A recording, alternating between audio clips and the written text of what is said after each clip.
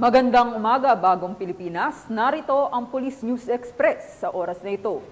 Binigyang linaw ng Davao Police ang kumakalat na balita ukol sa drilling operation sa KOJC Compound or Kingdom of Jesus Christ dahil sa patuloy na pagpapatupad ng warrant of arrest laban kay Pastor Apollo Kibuloy at kapwa nitong mga akusado. Ating alamin ang buong detalye mula kay Patrolwoman Sara Bem Batobalaki. Ng mga pagpapakalat ng mga ling impormasyon na nagkaroon ng drilling operation ang kapulisan sa Kingdom of Jesus Christ Cathedral, ipinapakita ng kuha ng larawan ngayong umaga ng Agosto 28, taong kasalukuyan na walang anumang sinyalis ng drilling operation sa nasabing lugar.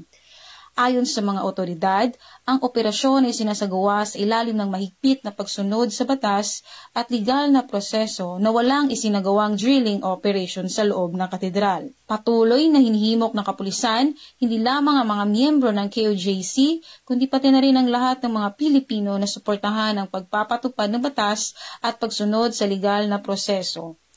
Ang kapulisan ay nagsusumikap na maghatid ng tapat at maayos na serbisyo nang walang lugar para sa maling impormasyon o pamumulitika. Hinihikayat din ng PNP ang publiko na iwasan ang paniniwala at pagpapakalat ng fake news at maghintay sa mga formal na anunsyo mula sa mga otoridad upang maiwasan ang hindi kinakailangang abala at kalituhan. Ang pagkakaisa at kooperasyon ng bawat mamamayan ay mahalaga sa pagpapanatili ng kapayapaan at kaayusan sa ating komunidad. The police officers at KOJC will not harm the people there. They are present to ensure a peaceful and safe execution of the warrant of arrest issued by the court against Pastor Kibuloy and 4 others.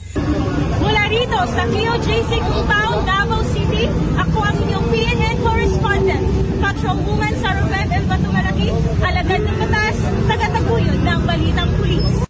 Maraming salamat, Patrolwoman Batobalaki. At para sa iba pang napapanahong balitang pampulisya, laging tumutok sa Police News Network, alagad ng batas, tagataguyod ng Balitang Pulis. Ako po si Police Lieutenant Precious Lee para sa Police News Express.